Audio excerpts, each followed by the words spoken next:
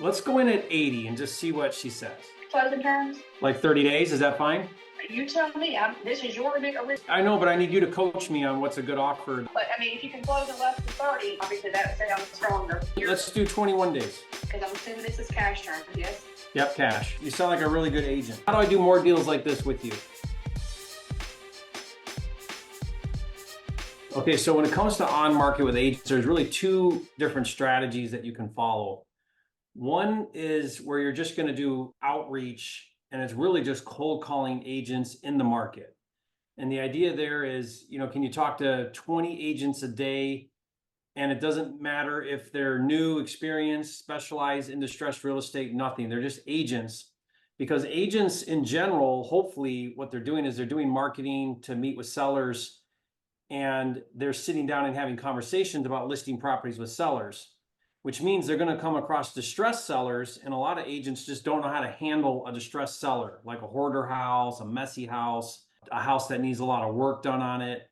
And they know that that's going to be a ton of work to try to sell that house, because they're going to have to do showings, and it's just going to be very, very difficult. So a lot of agents steer away from distressed properties, which is exactly what we're looking for. So if you can call agents and you can say to agents, hey, I'm an investor, we pay all cash, we can close quickly, and we're looking for distressed properties. Do you have anything?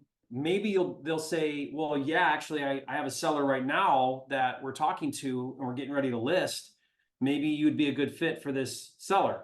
So that could happen. A lot of times they're going to say, well, no, I don't really have anything right now. And then you'll say, okay, well, can you call me? Can you save my number and call me if you ever get a seller that's looking for a cash offer, that's got a distressed property? I'm your guy. Save my number. And would it be okay if I follow up with you periodically? And so you're just looking to create those relationships. And then what you'll want to do is start building a database of agents. And your goal would be to talk to every single agent in the market. And there's going to be hundreds and maybe thousands, and there's always new ones coming and old ones going. The goal would be, how do I outreach to every single agent, knowing that they're talking to sellers, knowing that they're going to come across a distressed seller at some point. And when they do, I want them to remember, call me, I'm your guy. So follow-up is key. Once you make a list, you're going to email that list every week and be like, hey, it's Nathan. I'm just checking in with you again.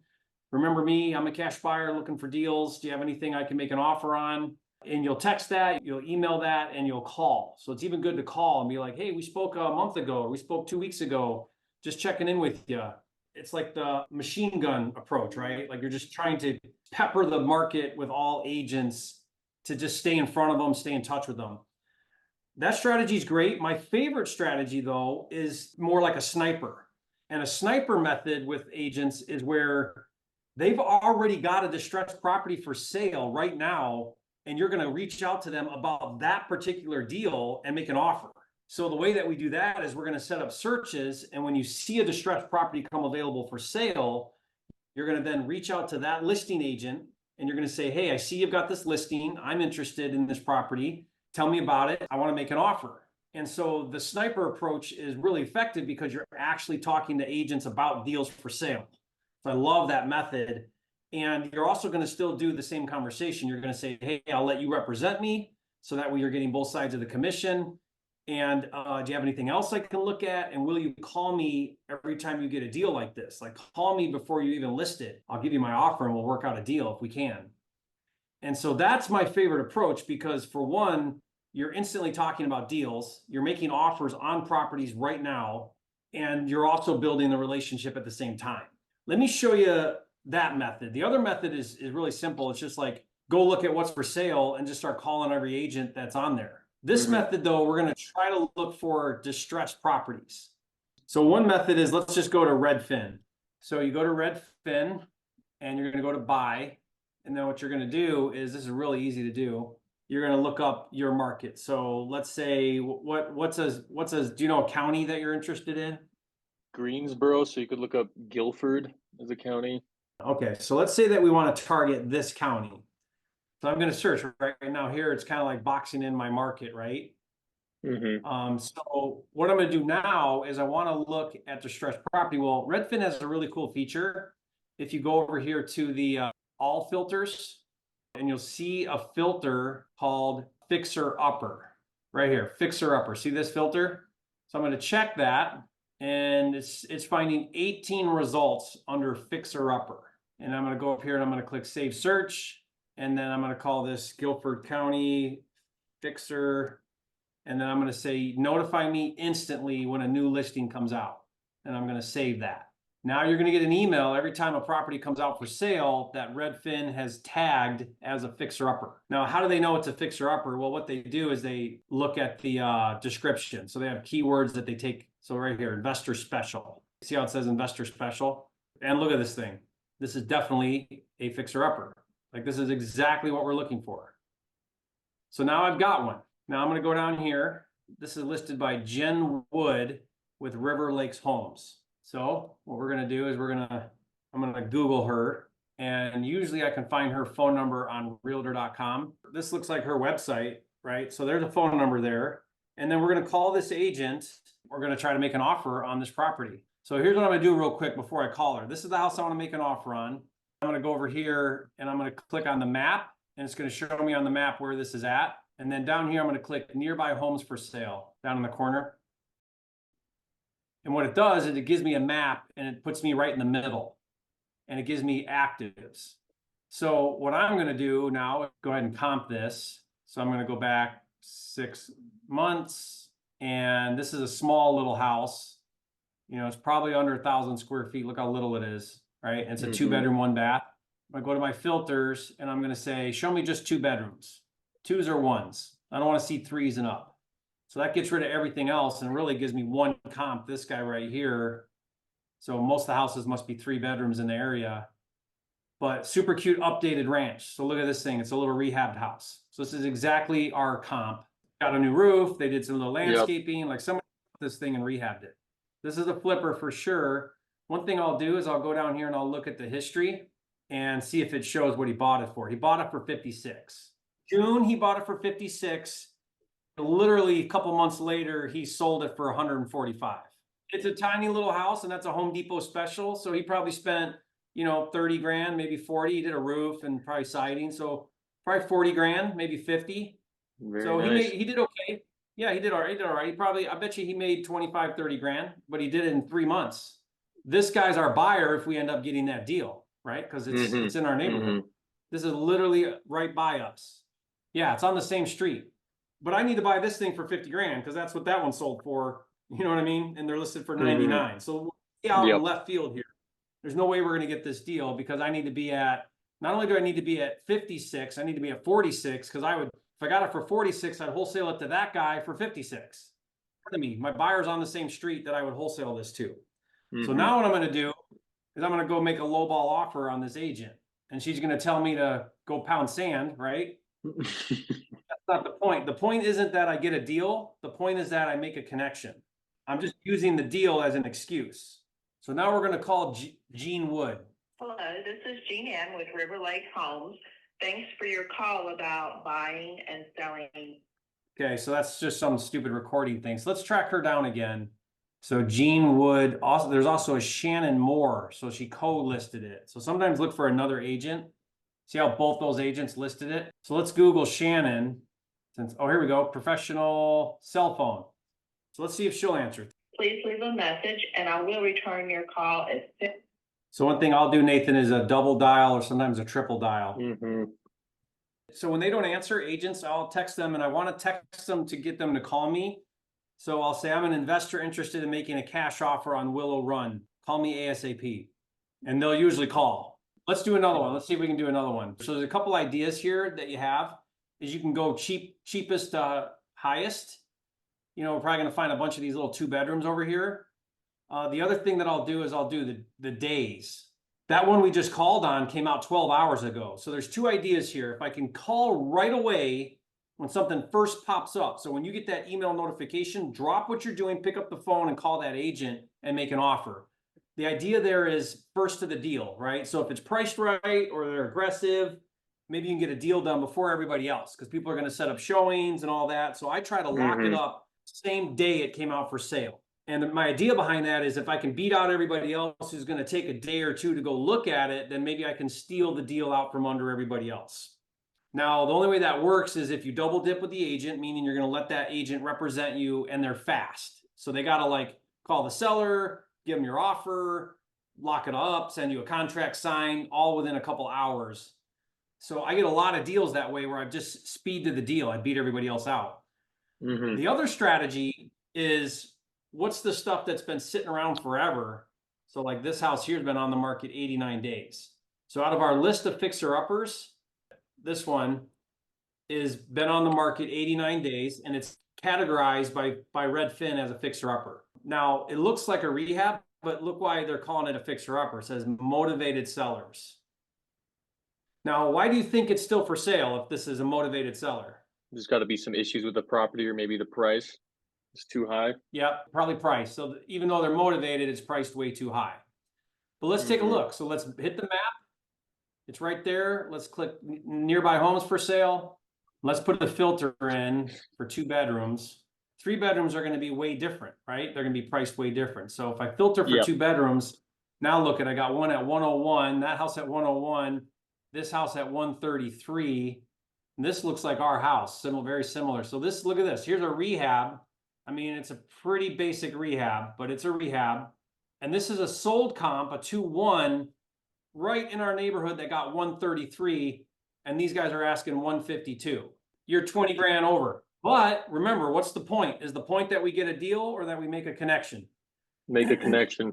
We're just using the deal as an excuse. So now what I'm going to do is I'm going to say, okay, Shannon Barnes is the listing agent. So there's Shannon. Yeah, here's a phone number and it's calling it a mobile. Let's give her a call.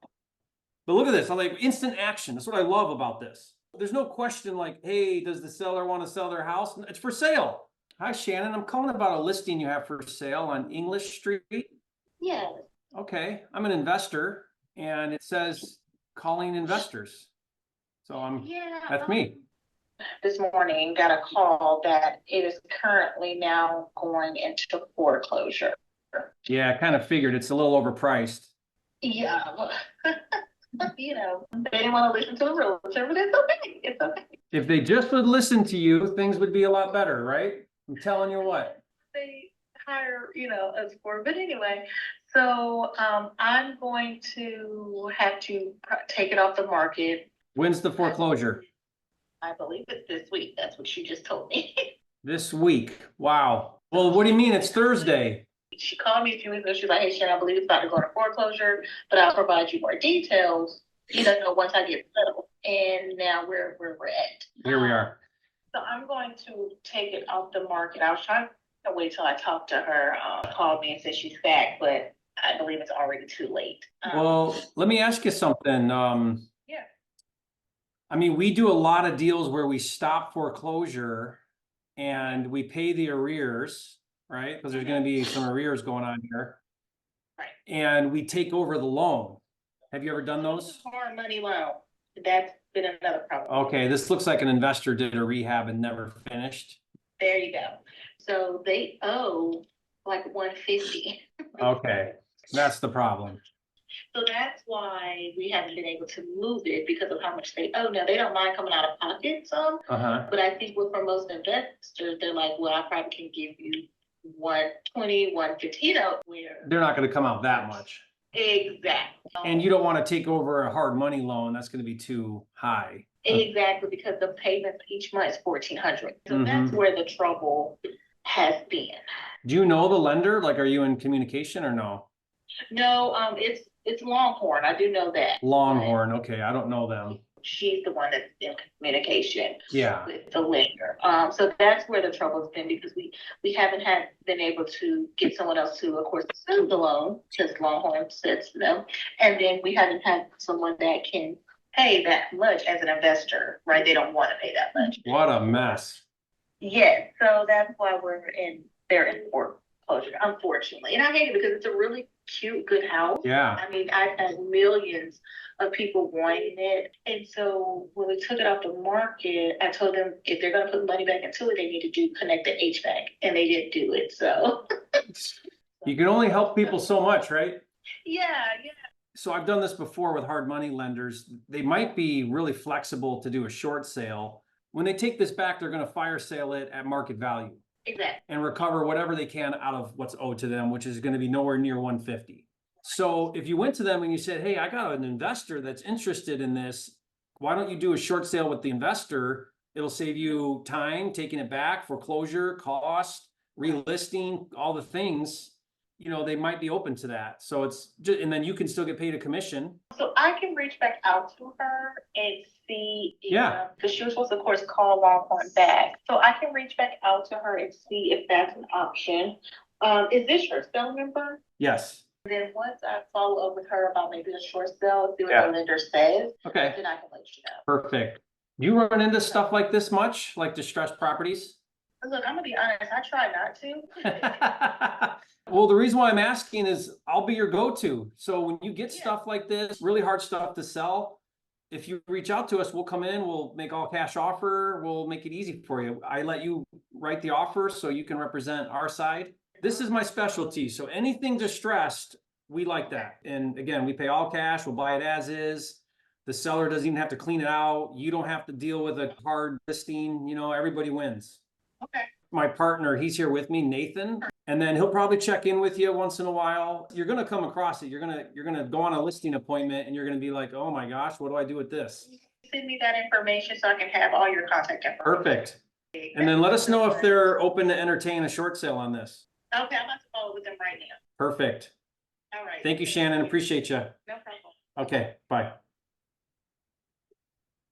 That's how it's done, Nathan. Very nice. Very nicely done. Very smooth. Yep. So you just talk about the deal, you know, you work it however you can. I mean, you may not have known to like take that whole approach and stuff, but I've just been doing this so long, like I can recognize what's going on. You can't take over the loan, then they got to do a short sale. A short sale would be where the lender takes a big discount on what's owed them. They're owed 150, but we would have to buy this thing for, you know, 100 grand.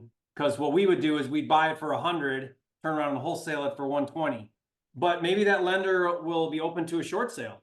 That's the last option. Yeah, we can't take over the payment. We can't pay your price. You know, short sale is kind of the last ditch effort on that deal.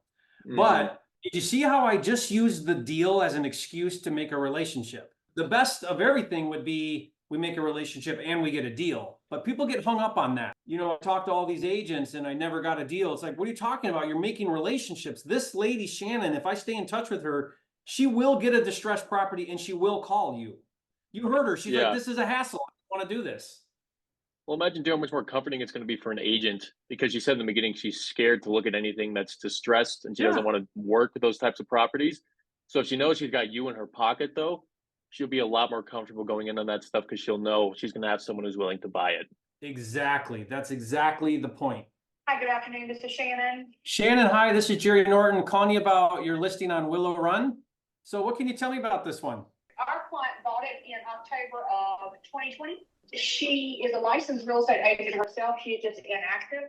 This is going to be about a 148 to 150. I'm looking at 1707 Willow that sold for 145, a little rehab like this. Did you see that one? You're saying an agent owns this property. They were going to fix it up and decided not to? She had a property manager that was not a good property management company. She did collect $1,050 a month in rent, but people trashed the house. So they left their stuff and kind of tore the place up a bit. This agent, though, they're not self-representing, like they're listing it with you. Like who's the actual listing agent?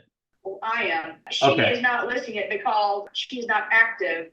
Reason why I'm asking is I'm unrepresented and I'd let you write the offer for me if you're able to do that. Yes, I understand. Perfect. And yes, we will do, we do dual designated is what we do. We never do dual agency. Okay, that's fine. I just want to let you know that the buyer side commission is up for grabs. I'm not represented and I would work directly with you. That's how I like to do it. Okay. My goal is a long-term relationship. So when you get more properties like this, you know, I'm someone that you like to work with. I understand. Thank you. I do have one offer on the property, full disclosure. We have 3 or 4 showings today. I'm not even sure what. What would you say you'd spend on this? The heat and air is 17 years old. If it were me and I was going to flip it, then I would obviously replace it. You know, I would wrap it in vinyl. So I'd say maybe 20, 25. I'd pull up all the floors, put new flooring in, and I'd pull out that old cast tub and put me in a surround fiberglass, and that's what I would do. Yeah, so that's going to be pushing probably like I would say probably a 35, maybe 40K rehab. Who's doing your work? So I'm just doing the math. Siding, You said HVAC, floors, paint, trash out. And the HVAC does work. Yeah, but if you're gonna flip it though, yeah, if you're gonna flip it, maybe not 40, yeah, maybe 30, probably 30. I'd say that's probably reasonable. What type of ROI do you look for on it? Some of my investors say, as long as I get 22% ROI, I'm good to go. What type of ROI are you looking Yeah, I mean, I gotta factor in closing commissions, finance. I like to be all in for, 70% of the after repair. So if I take 145, 70% of that minus 30 is gonna put me about 70. Are your other offers coming in around there? I cannot say. I just don't want to waste your time or my time. Am I in the ballpark? Ish. I mean, that house that sold for 145 on the same street, that investor bought it for 56, turned around and sold it for 145 3 months later. I did not look at anything but a past 90 days. Okay, so the last one on Willow was not in the last 90 days. No, I just like it because it's literally the neighbor, it's like right down the street. But you're right, it's a little older. I'm pulling less than a half a mile away. Yeah, I wouldn't cross those freeways. So less than half a mile away. My lowest comp is 149. But she wanting to move it. Because I told her, I said, look, clean it out. Let's spruce it up, and we'll put it on the market 139 and we'll sell it. She didn't do it. Why not clean that out and take good pictures? You'll get more money. I mean, it's just so obvious that would happen. Yeah, and she's a licensed agent, so she knows. But her child's health is not. She physically just cannot right now. Okay. There's room to negotiate. Let me say it to you this way: she paid 85. She got a conventional loan in 2020. Well, let's do this. Are you okay to do this? Make a verbal offer. I don't want to waste your time, but would you? Another verbal with proof of funds. So yeah. Yeah, I can do that. I just need a couple days due diligence. Maybe call it 5 days due diligence. I just want to make sure there's not a foundation issue or anything weird going on. Let's go in at 80 and just see what she says. I have no doubt that it will go 150. And if you need an agent to represent you, I will relist with a discount. That sounds awesome. 80 on the front, 5-day DDP, 1,000 earnest money, and your closing terms. Like 30 days, is that fine?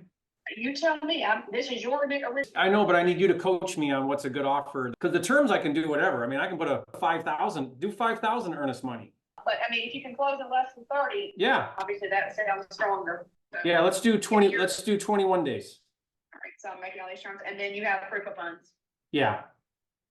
Okay. I mean, you can email it to me, you can text it to me, and as soon as I receive it, I'll put it in it. Okay. Because I'm assuming this is cash terms, yes? Yep, cash. Or hard money, what do we do? No, cash. Well, I don't know, but yeah, cash. You sound like a really good agent. How do I do more deals like this with you? How do you do more deals like this with me? Yeah, like how do I be your go-to on speed dial when you get something distressed? I'll save you. The last guy said the same thing. Yeah, lose his number and save mine. Okay. Where are you located? Well, I'm out of state, but we do quite a bit in the area. You're not going to guess this, but I live in Puerto Rico. There's nothing wrong with that. No, right by the ocean. So you don't have to pay taxes? How did you know? It's smart. I mean, I live by the ocean and I don't pay taxes. It's very smart. It's a genius. In 2024, what can you not do from a computer and a phone? I think. Well, the only thing I can't do is show and list profit. Yeah, but you don't want to do that anyway. That's the worst. So you sit on the beach, make your agents do that. So you're going to send me for funds, and when I receive it, I'm going to present your offer. Okay. And we have 3 showings. Cancel those. Are those investors or retail buyers? They are all buyers agents showing them, so I don't know who they are. Yeah, I mean, you definitely wrote the description for someone like me to call. Great. Well, then I'll get that. I'll get that proof of funds over and then get back to me. All right, sounds good. Okay, thank you. Thanks. Bye, Shannon. Thank you. Bye. Bye. Okay, what'd you get out of that, Nathan? That was good. I mean, she seemed a little bit more hesitant, a little bit more stubborn than the last person. But I mean, I'd say, end of the day, you still did what the objective was. I mean, who knows if it'll go through or if they'll accept the offer that you sent. But you did build a really good relationship, and she probably will be calling you if she finds anything else. I'll tell you one strategy that I did here. 80 is not going to work. So, but I made an offer, a verbal offer for 80. So what do you think? Why would I do that? What's your guess on why I would do that? Maybe just to show her that you mean business and that if you do work together, you're always going to be like sending stuff in. You won't kind of be, I don't know, haphazard or like just dipping your toes in the water, that you'll be diving in head first. So she knows you'll be down to do business. It's a brand new listing, just came out. There's 3 showings already, and the seller bought it for 85. So they would lose money after they pay commissions and closing fees. More than likely, what the seller is going to do here is they're going to wait and see if they get higher offers. I mean, wouldn't you? Mhm. I would. I wouldn't take 80 Smart. when I got 3 showings. I'd wait and see if I get a better offer. So I know they're not going to take my 80. And if anything, they're going to counter back at 85 or 90. Then I can be like, I can't go that high. The reason why I did 80 is because I know they're not going to take it. And I want to show her that I'm serious about making offers.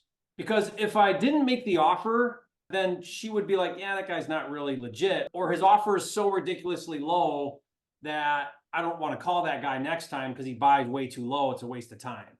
If by chance I get it for 80, like let's say they come back and they're like, yes, I got a 5-day inspection.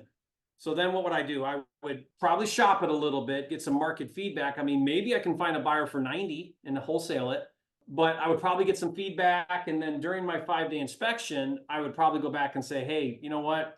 The rehab's going to be a lot more than I thought. I really don't think I can make 80 work. I'll still buy it, but I got to be at 70. And I will try to renegotiate down to 70 at that point. So no matter what, I'm okay. I'm okay here, right? Like if they take 80, I'm okay. If they counter it, I can just say no, but I'm communicating, I'm building a relationship, I'm sending her, you know what I mean? So now I've got the door open. Again, out of that whole, whatever, 10 or 15 minute conversation, the most important part was save my number, call me. I want to be your go-to investor when you get deals like this. So I've got a way to do this on Zillow. Zillow now doesn't have a fixer-upper tab. I made a list of keywords. So then what you do in Zillow is you punch in the keywords like fixer-upper, and then Zillow will let you search by keyword. I wish they had a fixer-upper category like Redfin, but they don't. So I just take my list of keywords and I just manually search by the keywords. And that's a cool technique. The other way that you can do it is on my software, PropWire. We created basically what Redfin has, which is a motivated seller type of keyword search. Mm-hmm. So we've identified all these keywords, and then you can actually click the motivated seller feature in PropWire, and it will serve up a list just like this. So like you can do it there, you can do it on Zillow, you can do it on Redfin. If you have MLS, then you can set up custom searches on there as well. So think about this. If you had 30 relationships like that, where agents are calling you, you're going to do deals every month.